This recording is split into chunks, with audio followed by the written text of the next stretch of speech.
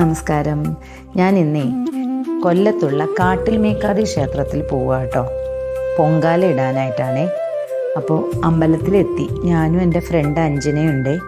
അപ്പം ഞങ്ങൾ അമ്പലത്തിലേക്ക് എത്തിയപ്പോഴേക്കും നല്ല തിരക്കുണ്ട്. വേറൊന്നും കൊണ്ടല്ല, ഇന്ന് ചൊവ്വാഴ്ചയാണ്.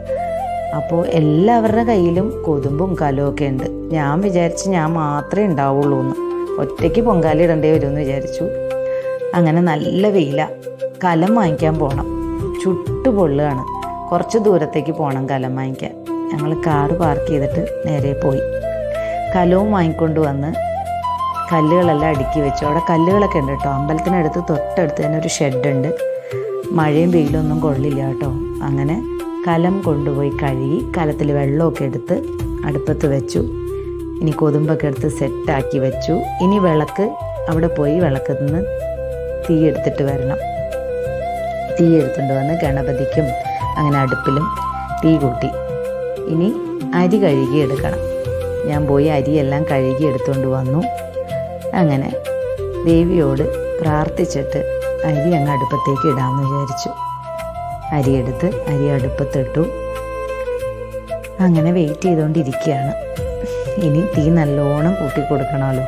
തീയെല്ലാം അടുപ്പത്ത് ചേർത്ത് വെച്ച് ഞങ്ങൾ വർത്തമാനമൊക്കെ പറഞ്ഞ് അമ്മേ നാരായണ, ദേവി നാരായണ, ലക്ഷ്മി നാരായണ, ഭദ്രനാരായണ ഒക്കെ ചൊല്ലി അങ്ങനെ ഇരിക്കുകയാണ്. അപ്പോൾ എല്ലാവരും ഇടുന്നു. ചിലവർ അങ്ങനെ ഒരു സമയമൊന്നുമില്ല, 12 മണിക്ക് മുമ്പേ ഇടണം എന്നുള്ളതാണ്. അപ്പോൾ കഴിയുന്നതനുസരിച്ച് തിരുമേനിയുടെ അടുത്ത് പോയി പറഞ്ഞാൽ തിരുമേനി വന്ന് തളിച്ചു കൊടുക്കും. അങ്ങനെ ഞങ്ങൾ വേഗം തീയെല്ലാം കൂട്ടി ഇങ്ങനെ എന്താ പറയുക തിള വരാനായിട്ട് കാത്തിരിക്കുകയാണ്. ദേവിയുടെ അനുഗ്രഹം. ഞാൻ 4 വർഷമായി ഈ വഴിപാട് നേർന്നിട്ട് ഇതുവരെ ചെയ്യാൻ പറ്റിയിട്ടില്ല. ഇപ്പോഴാണ് അതിനുള്ള സമയം അടുത്ത് വന്നത്. എന്തായാലും തീയെല്ലാം നന്നായി കത്തുന്നുണ്ട്. കൊതുമ്പെല്ലാം എൻ്റെ കൂട്ടുകാരിയുടെ അമ്മ റെഡിയാക്കി വെച്ചിട്ടുണ്ടായിരുന്നു. ഒത്തിരി ഹെൽപ്പായിരുന്നു കേട്ടോ എനിക്ക്. അങ്ങനെ ഇനി തിളച്ചു പൊങ്ങാനായിട്ട് പ്രാർത്ഥിച്ചുകൊണ്ടിരിക്കുകയായിരുന്നു. ഈ അമ്പലത്തിലെ പ്രത്യേകത അറിയാലോ. ഇതറിയുന്നത് മണി കെട്ടുന്ന അമ്പലം എന്നാണ്. നിറയെ നമ്മുടെ ആഗ്രഹങ്ങൾ ഭഗവതിയോട് പറഞ്ഞ് മണി കെട്ടുക എന്നുള്ളതാണ്. എന്തായാലും ദേവിയുടെ അനുഗ്രഹമുണ്ട്. എൻ്റെ ഈ പൊങ്കാലയിൽ തിളച്ച് പൊന്തി കിഴക്കോട്ട് തന്നെ ആദ്യം വീണു. അതങ്ങനെ ഞാൻ പറഞ്ഞു കേട്ടിട്ടുണ്ട്. വളരെയധികം സന്തോഷം. അപ്പോൾ ഇനി ഇത് തിളച്ച് കഴിഞ്ഞ ശേഷം നമ്മളിതിൽ തേങ്ങ, ശർക്കര ഇതെല്ലാം ഇടണമല്ലോ. അപ്പോൾ അങ്ങനെ ശർക്കര കൊണ്ടുവന്നിട്ടുണ്ടായിരുന്നു. വെള്ളം ഒരിത്തിരിയും കൂടി വറ്റി. ഇനി നമുക്കത് ശർക്കര ഇടാം. അങ്ങനെ ശർക്കരയും തേങ്ങയൊക്കെ എടുത്തു വെച്ചു. ശർക്കര എടുത്തു വെച്ചത് കൂടാതെ തേങ്ങ ഞാൻ വീട്ടിൽ നിന്ന് ചിരണ്ടി കൊണ്ടുവന്നതാണ് കേട്ടോ. രാവിലെ ഇരുന്ന് ചിരണ്ടി കൊണ്ടുവന്നതാണ്. ഇതിൻ്റെ ഒന്നും ആവശ്യമില്ല കേട്ടോ. ഇവിടെ എല്ലാ സൗകര്യങ്ങളും ഉണ്ട്. കൊതുമ്പ് മാത്രം മതി.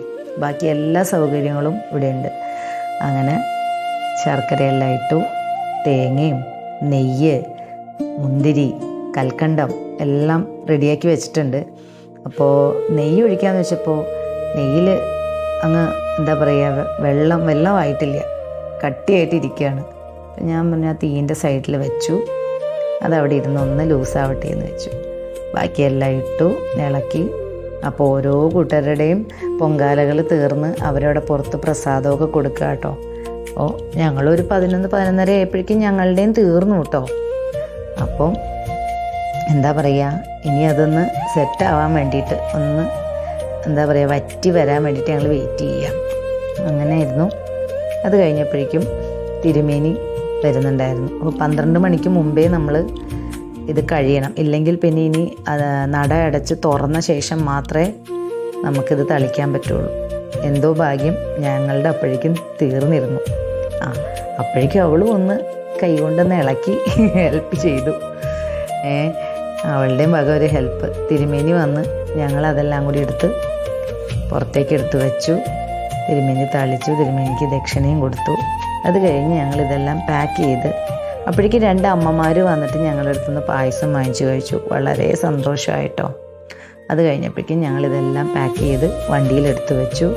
എന്നിട്ട് അമ്പലത്തിൽ പോയി തൊഴാമെന്ന് വിചാരിച്ചു. അങ്ങനെ പതുക്കെ വെയിലാണല്ലോ, നല്ല വെയിലാണ്. പുകഞ്ഞു പോണ വെയിലാണ്. കരിഞ്ഞു പോവും ചിലപ്പോൾ. അപ്പോൾ ഞങ്ങൾ അതിന് മുമ്പ് വാഷ്റൂമിൽ പോകണോ അമ്പലത്തിൽ പോയിട്ട് വന്നിട്ട് പോയാൽ മതിയോ അങ്ങനെ ഒരു കൺഫ്യൂഷനിലായി 2 പേര്.